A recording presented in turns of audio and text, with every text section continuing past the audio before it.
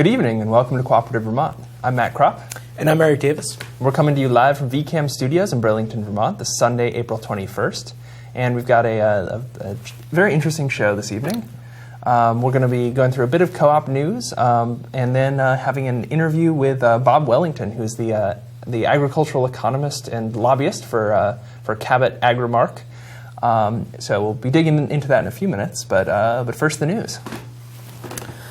So the Burlington Telecom inaugural election for its board of directors is going on through next Saturday.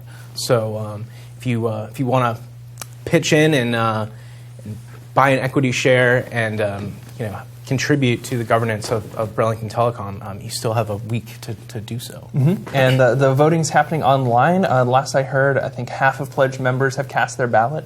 It's competitive, and this election is for just the first year, and then there will be kind of rotating elections from there. But so there are, I think, 11 candidates for 7 seats, so it's competitive and should be interesting to see what comes out of that. Another startup co-op that's on our radar, Granite City Grocery, is creeping towards its goal of 600 pledged members. They're at above 550 now. Yeah, they're almost there. So I think that there was I think maybe next week is another member potluck, and I might try to actually get my butt down there and get some video and interviews with folks who are involved with organizing that. That would be awesome. But I've heard that Emily Kaminsky, who's kind of the lead organizer on that project, is going to be at the convergence of cooperators that's happening this coming Saturday at UVM. Mm-hmm. Mm-hmm. Yeah, we have a lot of updates on that as well. So the Owning the New Economy Summit is happening this Saturday at UVM. There will be tracks focusing on cooperatives. And there's also a really exciting debate coming up, the economics of growth.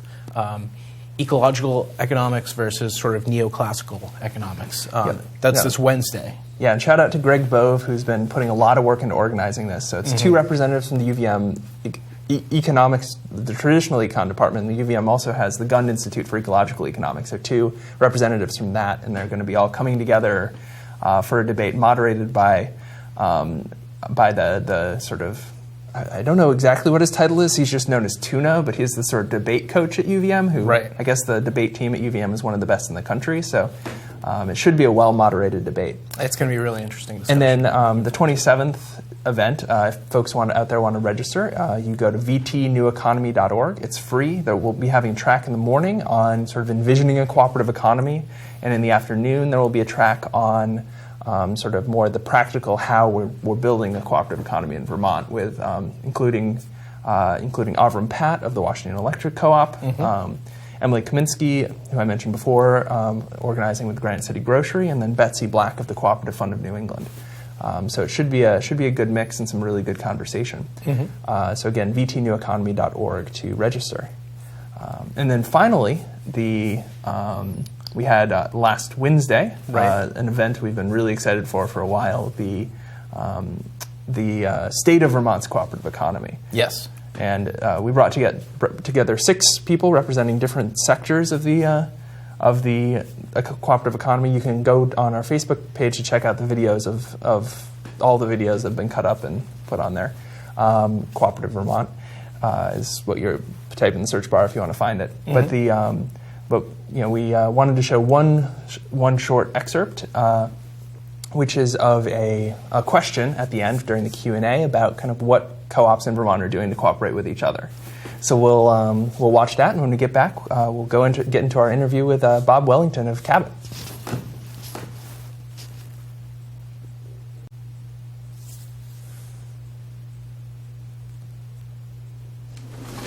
Giving preferential treatment to doing business with each other, like our housing co-ops, particularly hiring Red House and the solar installation co-op to work on their buildings. That is there some of that kind of movement going on? No.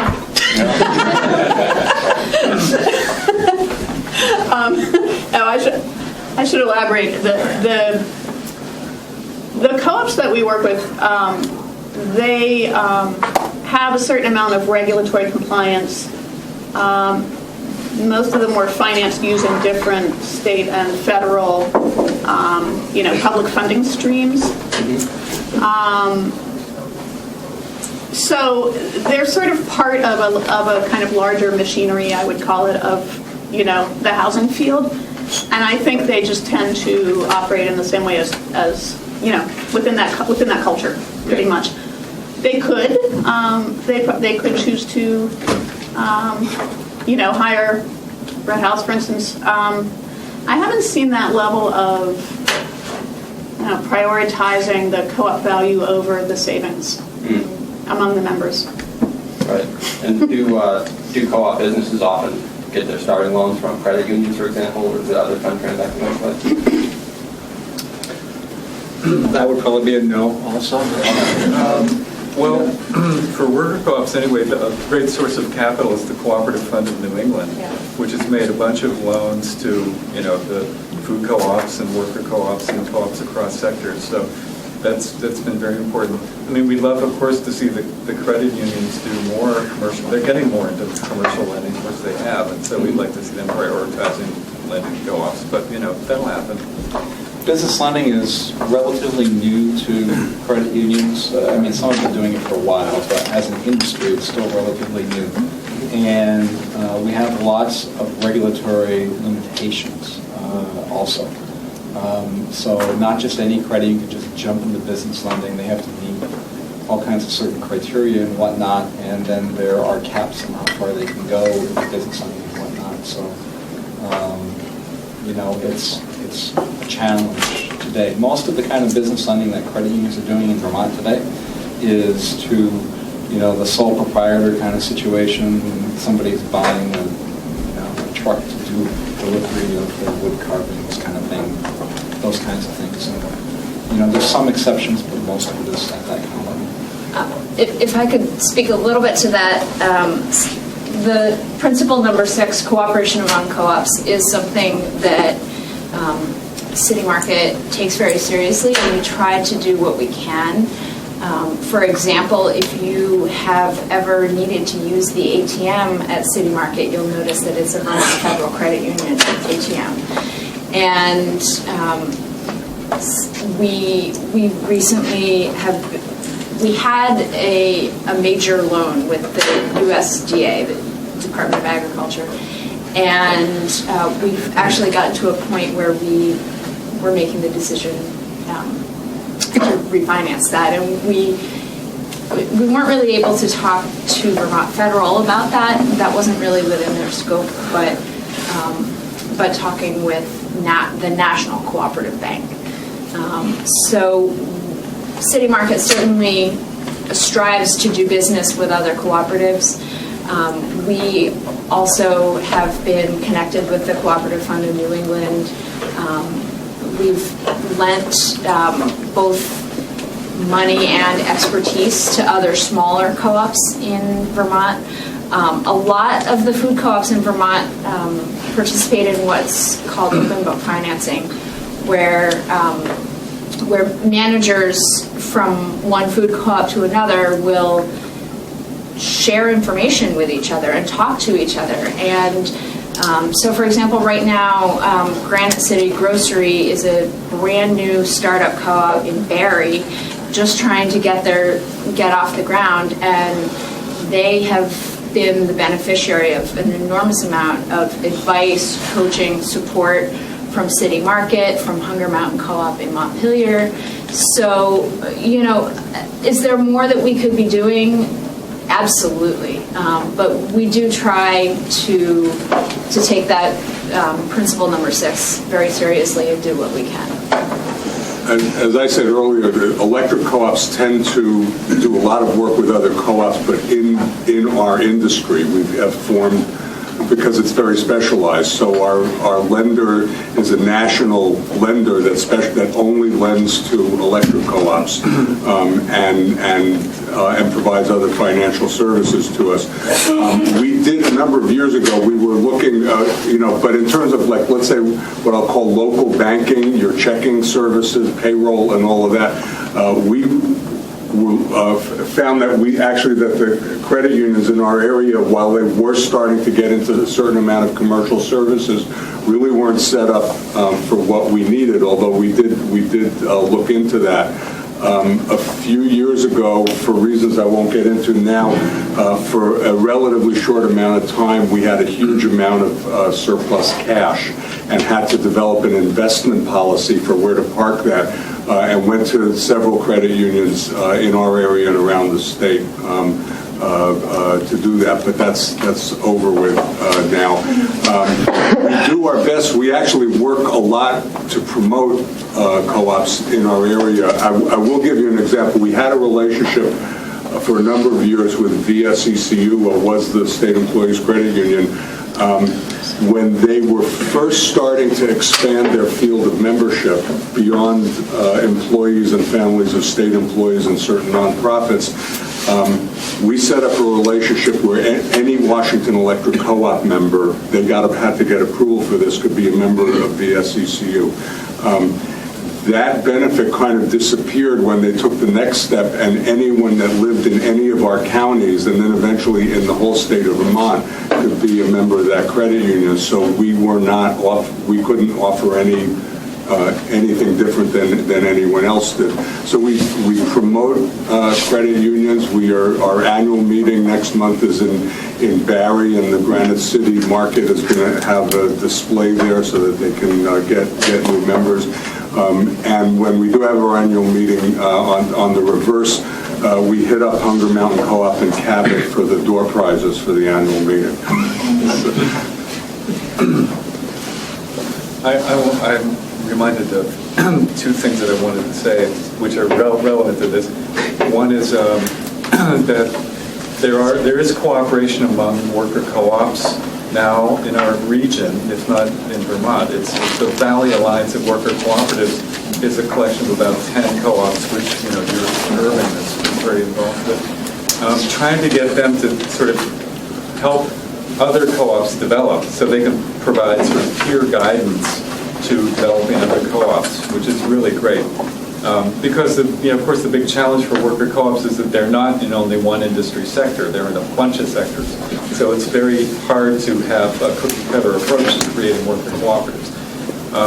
The other thing I wanted to mention, which is really, the great example in the world of what you're talking about, cooperation among cooperatives and really making the cooperative movement take off. The kind of Shangri-La of cooperatives is Mondragon. How many have heard of Mondragon? Okay, that's good. That remains the golden example. Of course, there are criticisms of some of their international practices, and not all their subsidiaries in foreign countries are cooperatives, and et cetera. That's all true. But they remain very true to their principles within their core co-op companies. It's really amazing. And the engine, of course, has been the bank, the Caja Laboral, which has spawned other cooperatives, not only worker co-ops, but also consumer co-ops and schools and the whole gamut of co-ops. It's really the cooperative commonwealth. It's about as close as we've gotten. There it is. So the financial engine is imperative, cooperation among cooperatives, and the whole kind of ethos of cooperation is really what's living there very strongly still. Vermont. That was a little excerpt from the State of Vermont's Cooperative Economy that we had last Wednesday. If you want to check out more video from that event, go to coopvt.wordpress.com or check out our Facebook page. But I'm now pleased to introduce to everyone the representative from the Cabot Cooperative Creamery in Agrimark, Bob Wellington. Welcome to the program. Thank you, Matt. So do you want to tell us a little bit about kind of what your role is in terms of your cooperative? Sure. My job is as their economist, that I do their economic forecasting, business analyses, and look at what the economics of dairy farming is and how we might improve that, how we might benefit our members and also the entire dairy industry. So I work in that regard. And a lot of that is done on the legislative side. So I also do their legislative work at the same time. And then also I oversee their communications work because we want to get that education and the right message out to both the citizens of the various places we operate, but also the customers of our Cabot business. And what's your background? How did you sort of end up in this role? Well, I have a bachelor's and a master's degree in agricultural economics. Actually grew up in New Jersey, of all places, in the suburbs of New Jersey, and had a love for agriculture, although I didn't grow up on a farm, and went to Rutgers University, which was one of the first land-grant colleges in the country, and decided I wanted to get involved in the dairy industry. I found it a fascinating industry. Worked for USDA for 11 years to get a background, a lot of knowledge, and I've been very fortunate to work for dairy farmers for the last 24 years. So you mentioned that one of your main focuses is the economics of dairy. So what does that look like today, and how is it changing? Well, it's a huge challenge, particularly for dairy farming. Dairy farmers make a perishable product, and it has to be moved to market within a day or two. So they can't store it if there's a little extra out there. And the problem is that we're a national market, and sometimes we have small amounts of excess milk, 2 or 3% only. And it's had a tendency to drop the milk prices across the country by 20 or 30%. And that's devastating to farms, particularly family farms. So that's been a huge challenge. And then in the last few years, that's been compounded by the fact that the number one cost that dairy farmers have is the feed for their cows. These animals eat a lot of hay and alfalfa, corn, other proteins sources, and they've been very, very expensive. So it's been very, very challenging for our dairy farmers in terms of trying to pay their bills and cover all the costs involved and keep their farms viable. And also make an inducement to bring the next generation on, because that's one of the biggest challenges we face, and often that's an economic challenge more than anything else. So it's kind of dairy and agriculture in general is interesting as a sector of the economy because cooperatives are, relatively quite large in terms of the total amount of economic activity happening. Yes. What's the origin of that? Sort of maybe in Cabot's case, and then also just kind of more generally. Well, it's the fact that there were at one point were several 100,000 dairy farms. Right now, there's still about 50,000 dairy farmers in this country. So there's a huge amount. And since that milk has to be marketed every day, they're prone to be drawn down to the lowest price if it's pure competition, if every farmer is pitted against the other farmers. So a cooperative allows farmers to join together. And in our case, joining together to market their milk. Mm-hmm. And so there are so many advantages to doing that. One of which, of course, is just picking up the milk. It has to be picked up every day or two. There's a truck that has to go down to the farm and pick up that milk. Well, you don't want to send an individual truck down when a truck can probably take the milk of anywhere from 2 or 3 to 10 or 12 dairy farms. So you want to combine those, cut their costs down, and then there's opportunities to add value to their milk product, both to sell it to good customers who you want to make sure pay for the milk. That's always been a challenge at times. Not so much in the last few years, but 50 years ago it was. Mm-hmm. But also get value added like the Cabot Creamery. I mean, in 1916, we had a group of dairy farmers in Vermont, in that Cabot, Vermont area, joined together. They each had to put up $5 per cow, which doesn't sound like much today, but that was a lot of money in that time period, and a quart of wood to run the boiler. Mm-hmm. And what they did was their extra milk, they used the cream to make butter. And back at those times, it was the cream that really had the value. The skim milk that comes from the milk, besides the cream, was often fed to livestock, usually pigs. But it was the cream that had the value, made into butter, and then it would be shipped down into larger markets. It might come up into Burlington, or it might drop down into Boston or Hartford, mm-hmm. one of those southern New England, even New York City perhaps. And that allowed farmers to get that little better price. And that's grown since then. Until now we have the Cabot, for example, not just does butter, it actually produces the world's best cheddar. We've won that award many times. And a number of other kinds of dairy products that we get involved with. And allows our farmers to join together and market their milk in that direction, and also earn a higher level of income and profitability from doing that endeavor. So how is from that very first boiler powered by cords of wood to today, kind of like how is the cooperative evolved and changed, and what have been kind of the major milestones for it, kind of when you look at the history? Sure. Originally they stayed just making butter for quite a number of decades involved, and there were a lot of different farmers out there. There were still tens of thousands of dairy farmers. I think probably at one point you had to have between 5,000 and 10,000 dairy farms just in the state of Vermont. And we're down to less than 1,000 now, so you can see what the changes that have occurred. And so there were so many co-ops. Most of them have gone out of business for one reason or another. Cabot was one of the ones that stayed. I think it was because their commitment to quality, the commitment of their farmers to that cooperative way of marketing. And then they decided that they wanted to take the next leap, which was to go from just butter onto cheese making. And cheese making is a great challenge. And so they were able to do that. Unfortunately, the challenges were so great for a relatively small group of farms that they ran into some financial issues back around 1990. And so they had to look out and say, can we stay in business? And then the co-op that is the sort of the mother of Cabot right now is called Agrimark Dairy Farmers Cooperative. It's a co-op of farmers from throughout New England and Eastern New York. We're about 1,200 dairy farmers that merged with Cabot. And so all the farmers can now invest in Cabot and use those assets to grow Cabot. Mm-hmm. Back when Cabot was first started, gosh, I think there was like maybe $20 million in sales. It sounds like a lot. But we've gone now to, gosh, $700–800 million in sales. You can find Cabot in every state in the nation. Not every store, but we're spread out throughout. And so we have those products all over the place, and we're returning income back to those 1,200 dairy farmers. And so, you mentioned Agrimark, which now sort of Cabot exists under the umbrella of. Like, how many co-ops have come, like in terms of mergers, have come together to form Agrimark? Like, if you kind of were to parse that out. Sure. Actually, Agrimark predecessors are even older than Cabot. Mm-hmm. Our predecessor original was New England Milk Producers that started in 1913, 100 years ago. And since that time, we've probably had 30 or 40 co-ops, smaller co-ops that have merged together and get larger and larger.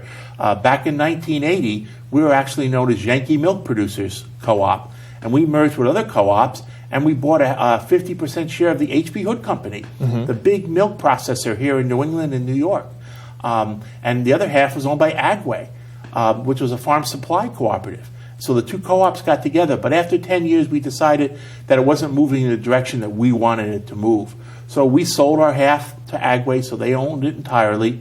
And 2 years later, worked out well because that's when Cabot became available. And we had the assets and the equity to help support them in their time of need, so we could merge together as one group and then take it to levels that we never thought even possible then. So with all these different, something I find very interesting is that when you have cooperatives as these democratic organizations, they tend to develop like certain cultures within them. Did you find that Agrimark in general find that like as you brought different groups of dairy farmers in, they maybe brought different cultures, did you find that agricultural co-ops tended to sort of be fairly similar, as they're all made of dairy farmers? And I think that they're all different personalities, mm-hmm. like you would find in any organization. However, I think that they all have the same fundamental interests at heart. They're usually hardworking people of high level of integrity, and so they get along very well at that. I kid people that I've been with the organization now for 24 years. There's 14 members of our elected farmers on our board of directors, a total of 15 members, but 14 are elected farmers. And there's only one that's been there for 24 years. Yet I would say we have the same board of directors, the same mission, the same commitment, same level of integrity that we have. So I don't think there's a whole lot of difference at the end of the day. It's the type of individual that dairy farmers happen to be. Mm-hmm. So Cabot's the first producer co-op that we've had on the show. So the farmers are the members. Can you talk a little bit about how democracy works? Like we've mentioned some of the really shifts in the organization. How do the members sort of get to decide those? Sure. Our members have to approve everything of significance in the cooperative. there's certain day-to-day functions that management has, but eventually it all gets approved through our governance. And what we have is we have an overriding board of directors. There's 14 directors that are active dairy farmers that are elected in 14 regions. Each region is approximately anywhere from 50 to maybe 150 dairy farmers in these 14 regions that comprise a total of about 1,200, a little over 1,200 dairy farms. So these people are elected, and they meet at least once a month and oversee the co-op. They hire the general manager of the co-op, who then hires the employees, such as myself, or the people who work at our plants and what have you. But they have a direct responsibility for that. In addition to that, though, we have representatives there's almost 100 of them, of our 1,200 members that are elected in these regions. And in fact, the regions are then broken up into sections. So you get to the point where you have a representative representing about every 12 or 13 dairy farmers. There's one representative. And that representative is a dairy farmer. They don't get paid anything special. They get per diem to cover their costs if they're at a meeting, but they don't get, there's no salaries or other things involved. They do this to help run that cooperative. Those representatives meet at least once a year at our annual meeting, but often they'll meet more often than that, sometimes locally. In the fall, for example, we have each of the regions have their own meetings that invite all the dairy farmers in that region to it. Mm-hmm. So we're a very democratic organization. And in fact, at our annual meeting that we have, where our representatives and board of directors, all our farmers are welcome to come if they so choose.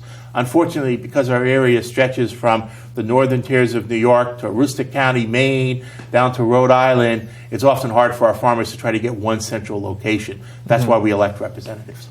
So the representatives who are elected, does it tend to be, do people tend to sort of keep that role, or does it tend to rotate? Because, if it's, on the one hand, people, who are in that role, if they have experience, that experience maybe makes them better at it. But on the other hand, it's, it's, as you mentioned, an unpaid sort of burden for someone who has a full-time gig. So, how does that generally play out? Most of our representatives will stay on for a certain period of time.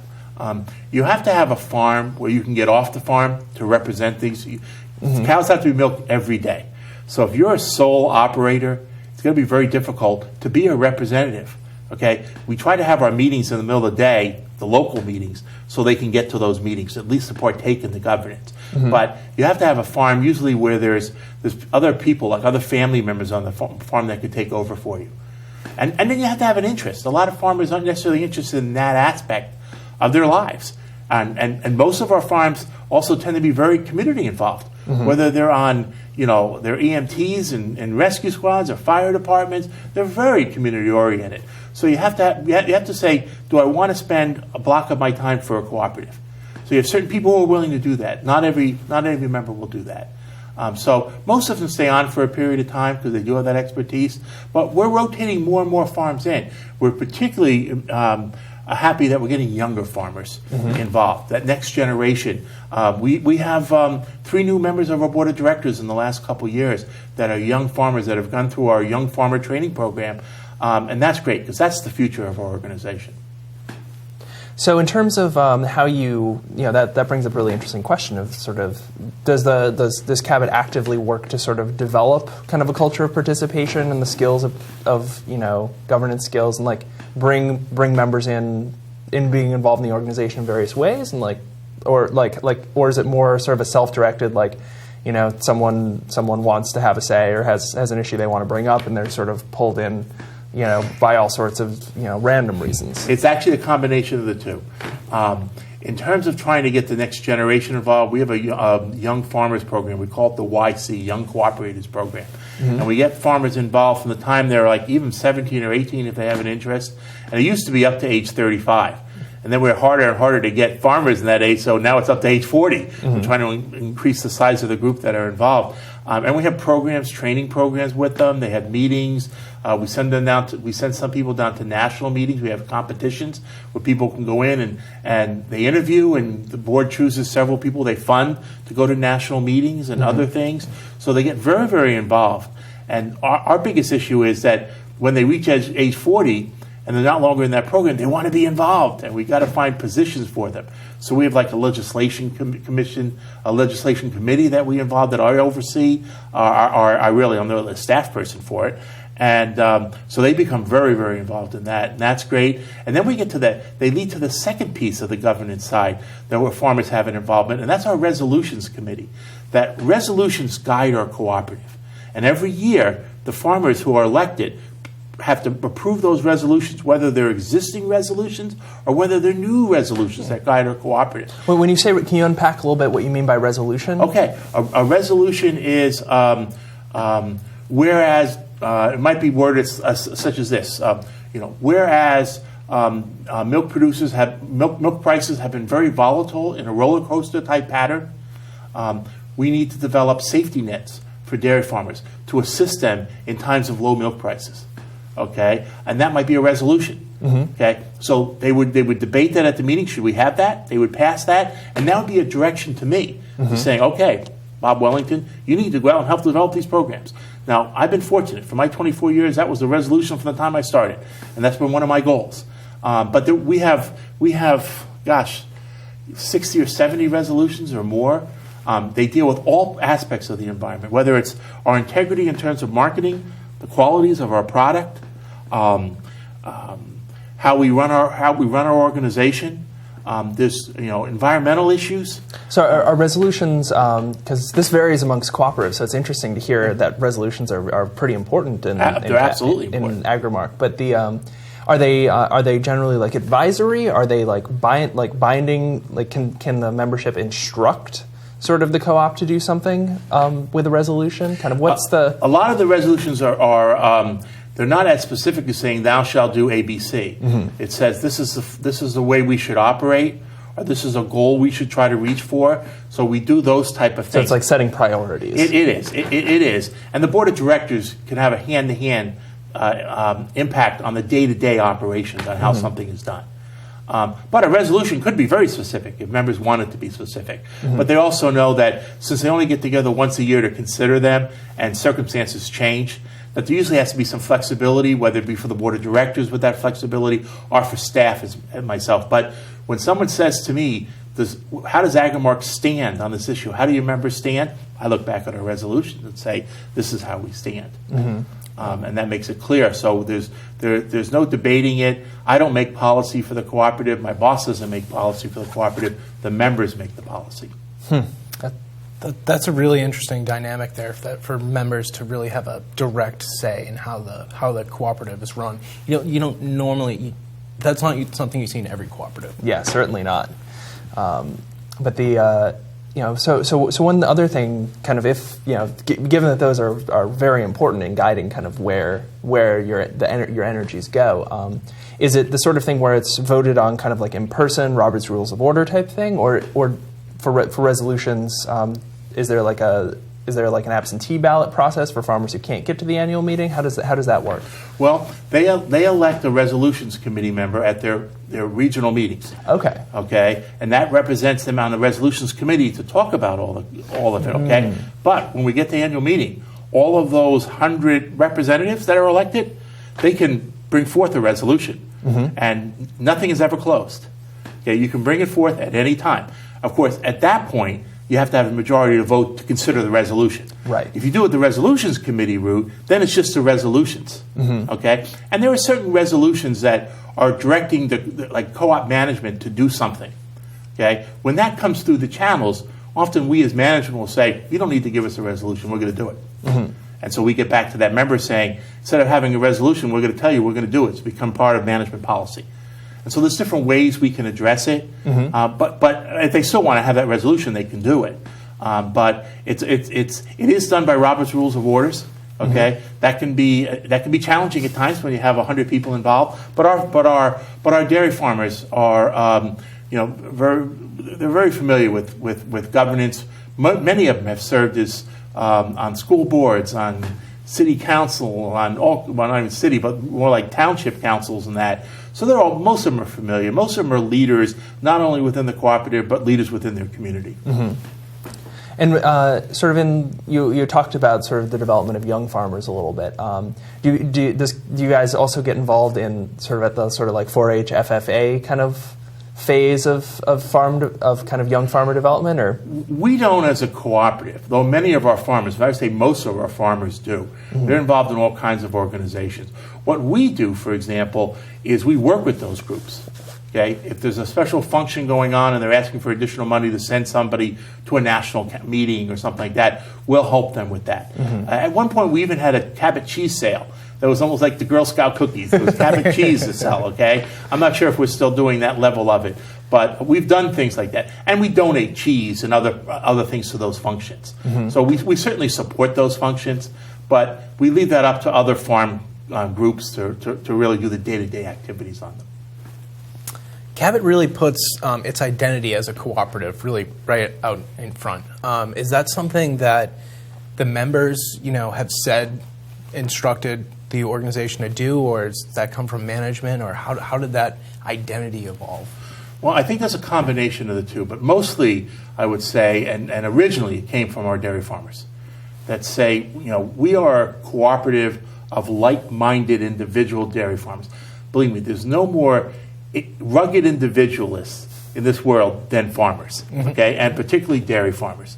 But they say in marketing our product and addressing areas of mutual concern, we need to work together.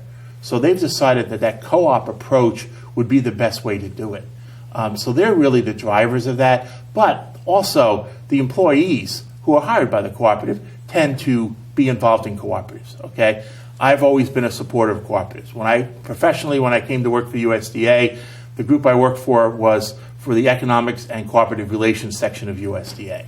So I've always had an interest in that. I admired the way co-ops work and farmer cooperatives in particular.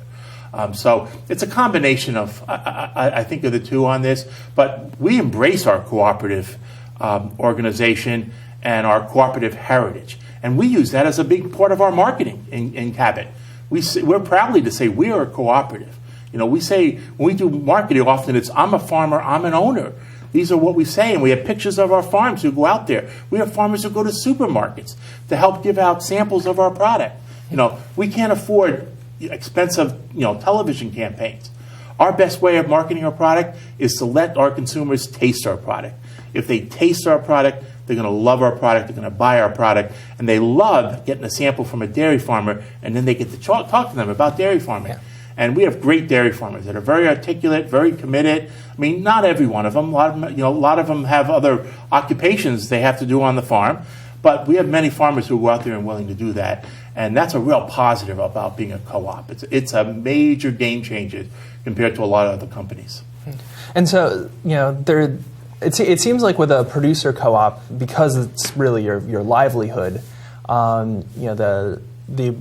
the just opportunity or the incentive to really kind of have your identity as a member of that co-op is going to be a big part of your identity. So do you see that sort of that identity as a co-op, as a sort of co-op member, kind of translate in terms of the farmers, that farmers tend to have sort of support for involvement in other forms of co-ops, like, say, serving on the board of directors of an electric co-op or of a credit union or something like that? Is there any kind of that crossover? I think there is. I think they have a great respect for the cooperative form of governance, and so a lot of them get involved in that aspects of it. We mentioned Agway early on. That was a farm supply cooperative. And many of them were involved in that aspect of it. And there's other things. There's livestock cooperatives. There's others where they get involved on that same degree. I think it's probably more of the rural issues because if you're a dairy farmer, you tend to be rural. So I wouldn't be surprised if there were many who are involved in rural electric co-ops as a good example. And probably on credit unions and other kinds of co-ops like that. I mean, we get our funding from a group called CoBank, which is a cooperative of cooperatives. And that's the banking. We get all our funding from that on it. And we could go out to other banks if we so choose, but we prefer to be a cooperative member on this, and it has worked out very well for us. Can you tell us a little bit more about this? You said CoBank? CoBank is the name of it, and most of the agricultural co-ops in the country get some of their funding from CoBank. Okay. We happen to get all our funding from CoBank.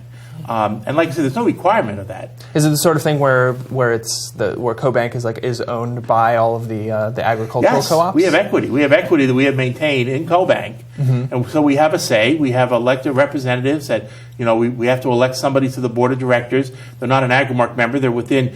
CoBank has all kinds of agricultural cooperatives involved. Many of them. I think our local director here in New England might be a fisherman that represents that, but. It crosses all those boundaries, but it does the major loaning to the food cooperative sector. And that's really important because they understand that sector.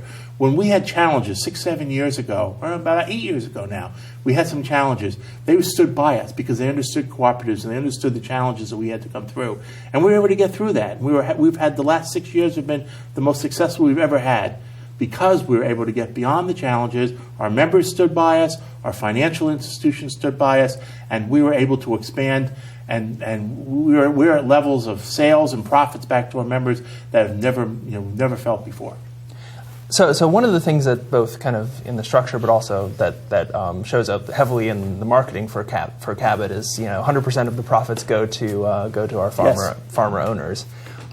So how does that what does that actually look like? Like how does that work, and how does that differ from say like a for-profit creamery?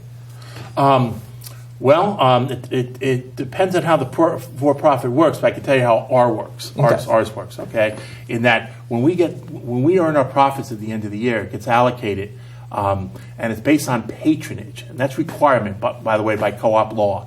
Okay, it's how much business did you do with the co-op. In our case, it's how much milk did you sell through the cooperative. And so we then allocate our profits back to farmers on that, particularly in regard to the products like we take their milk and we turn it into butter and cheese and other factors. So this is our 6th year of more than $10 million in profits per year. Our peak was about 17 million, a little over 17 million. So we've been very, very fortunate on doing that. And that goes back to our farmers, and it goes back in either two ways. It either goes back as cash, which many farmers would prefer, or it goes back as equity investment in the co-op. And you have to have equity because we operate basically 5 manufacturing facilities, and you have to have the equity to support those assets. And our members know that. But we give a combination of the two. Because we've been so successful the last 6 years or so, that we're actually giving more back in cash. Because particularly in the last year, in 2012, farmers had prices that were moderate at best, and they had horribly high corn and soybean and alfalfa prices. And so we were to give them back more in cash to help pay their bills and help their farm finances. And that's really, really important.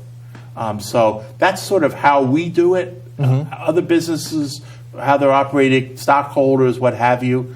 That part of our challenge is that you cannot take your equity a farmer has and sell it to somebody like you could sell your stock. And so that becomes a challenge. When a farmer retires, he gets that back.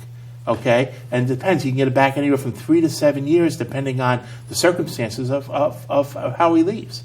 And so we have to then get other farmers to put in their equity at the same time.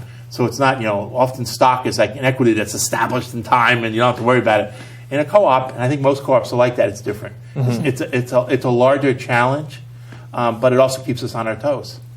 So have you ever had kind of issues in which you've had to sort of extend the amount of time that you paid out equity, or is that something that pretty much it's kind of at the board's discretion? It depends. We look at what other co-ops are doing, and if for example, if you leave the cooperative, but you continue shipping milk to someone else, which is certainly your right to do, okay, we still have investments in all those plants and whatever. So there's usually a waiting period involved before you start getting your money back. You get all your money back, but there's a waiting period because we still have those investments. And some of those investments serve everybody in the marketplace. For example, one of our plants makes butter and non-fat dry milk powder, and because milk demand changes during the season of the year, springtime, cows make more milk. Okay, they make less milk in the fall, but the demand for milk, okay, in the fall is much higher when the supply is down. Schools come into session in September. They want all this milk. The holiday season, everybody wants their cream and half and cheese and eggnog and everything else. And they're coming off, if they come off of typically warm summer, milk production's down. Okay, so we need a balancing. This plant balances the entire market. In June, when schools go out of session, this plant has trucks can be backed up around the plant. And we're operating 7 days a week, 24 hours a day to handle that milk. In September, you can't see a truck in sight because all that milk is being moved on to meet the demand that consumers have. And so that's a service that we perform for the marketplace. And and it's the assets of our farmers that do that. So we have to make sure we balance out those assets and the value to the marketplace and the value to our farmers. And so it's a balancing act at times, but it's a worthwhile one. And the equity that the farmers accrue, is there a certain cap that's set so that they accrue up to a certain amount and then the rest, and then if they if there's more than that, then they receive that in cash patronage refunds? There's a limit. They for example, there were certain levels of equity this past year, where they got 100% back of their profits in cash because they reached that cap levels. So it depends on the needs of the cooperative. Year to year, there's a lot of different circumstances, but we try to do that. And there are some farms who just joined the cooperative in the first year, and so they don't have a lot of equity. And so they get more of their earnings back in additional equity in their account. Many of our farmers tell us that their equity account, they look at it almost like most Americans look at their 401k plan. That's sort of their retirement plan, that when they decide to leave farming, that they can then take that and help support them, whether it be retirement or whatever endeavor they're going to do when they leave farming. It seems like the cooperative structure really helps to deal with this, rising prices, the alternating cycle of prices. That's going to be an amazing economic challenge. What sort of you also have this lobbying role. What sort of legislative challenges are out there for farmers? Well, we've been very, very fortunate that we've been able to deal with dairy policy in many different forms. And having farmers who are from Vermont has been a particular blessing, because there's no legislators who are more involved in dairy policy on the federal level than the two senators and the congressman from Vermont. In fact, the dean of the Agriculture Committee and of dairy policy is Senator Patrick Leahy. He's been in Congress, he'd laugh if I said forever, but he's been there for a long time, and he knows the in and outs, and he knows how to get things done. I jokingly often call him the milkman because he delivers, okay? He's not just say something, he actually gets the job done. And so he's been wonderful. Before him, and even during his stay, we had Jim Jeffords, who was a senator before that, a congressman, and he did a great job. But Senator Sanders has done this likewise. Peter Welch has been great. All are so involved in this process that most of the dairy policy in this country that has helped take out the bottom, been a safety net, has been written in the state of Vermont by Vermont legislators and then got passed in Washington. We're currently working on something called the Dairy Security Act that helps us balance supply and demand, and it also provides an insurance policy.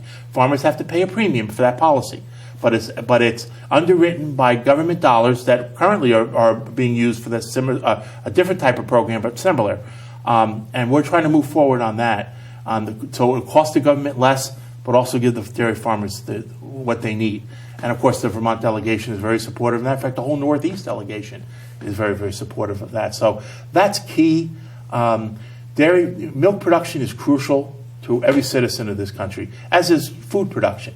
And so we need a food policy that's fair to the people that make the food and also fair to the consumers that have to pay for it.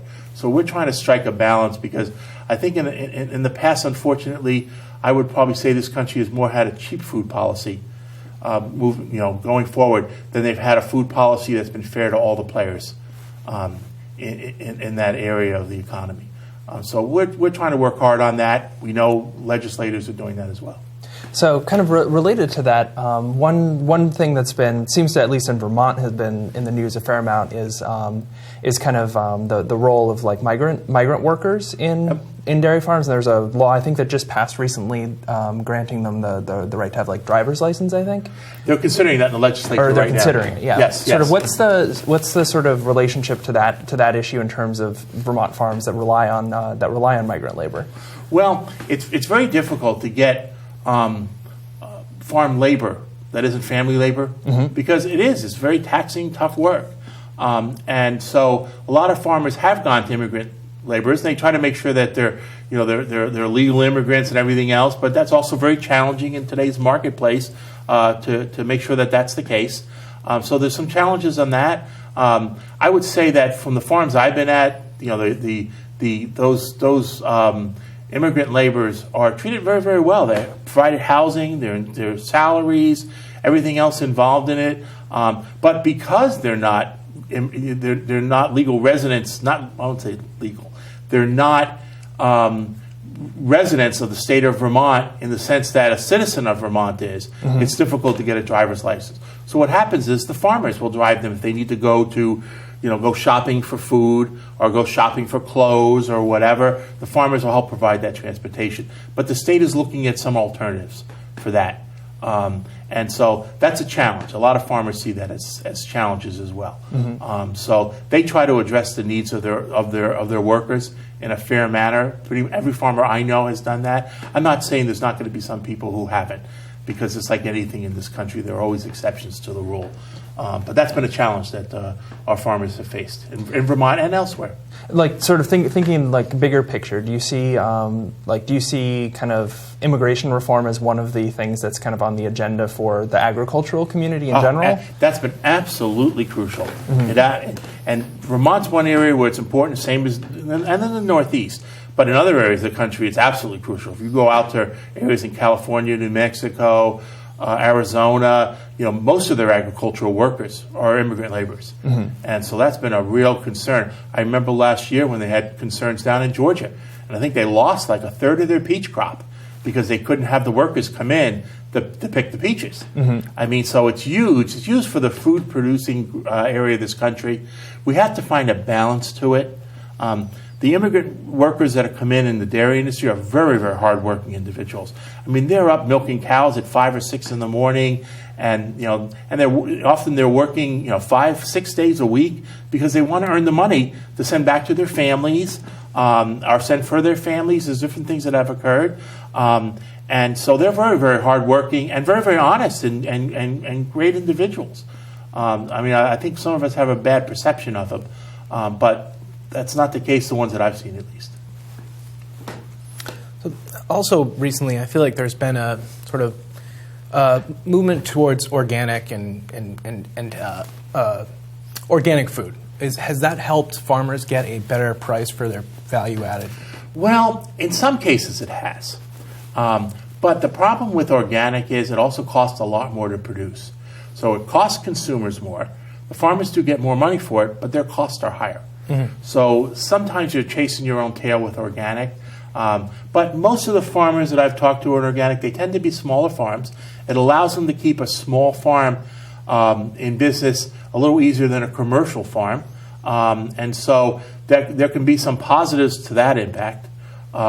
Fortunately, the quality standards are such in traditional dairy that there's not a whole lot of difference between the quality of both. On dairy in particular, I can't speak for every other commodity out there, but on dairy, if you look at the quality of our Cabot products, that we match anything that you would have on organic on it. And in fact, we've had organic cheese products in the past that haven't really sold as well because people aren't willing to pay more when for the regular market price they can get a product like Cabot and Cabot products. So that's been really important. We've also seen growth in things like kosher products that have been very, very important because that's a little different quality issue. Not even quality, it's how it's produced. Okay, and it's not just the Jewish community. Okay, there's Muslim communities, a lot of communities that like the kosher products. So that's another area where we're getting involved into and farmers are looking at. So farmers will provide the product that consumers want if they can get the price that farmers need to produce it. So we're open to all that. We've been very fortunate. We've had some of our members that have involved in farmer brands that even though they're only Cabot brand, down in Rhode Island we have farmers who do a brand called Rhodey Fresh Milk. In Connecticut, the group of our farmers have Farmers Cow. There's farmers in Eastern Massachusetts, or Western Massachusetts, as Our Family Farms of Western Massachusetts. We have Hudson Valley Fresh in New York. Those are many of our farmers that are packaging and marketing their own milk, and then they also are members of Agrimark. So they're really greatly involved in the marketplace. So it's not just the organic, it's all types of ways. There are no more innovative farmers in the country and probably in the world than the New England dairy farmers. They really are. They find a way to make things work. So in terms of, we've got just a couple minutes left, but are there any other kind of points or sort of things about Agrimark that you think would be just kind of interest to other people who are interested in cooperatives, and anything on the top of your mind right now? Well, it's funny how we look at Agrimark, and at times it can be an imposing name because we were actually set up in 1980 thinking that we might be involved in other commodities. And we didn't. We stayed on the dairy side of it. Like I said, we used to be called Yankee Milk. And then before that, New England Milk Producers. We had a lot of history to that.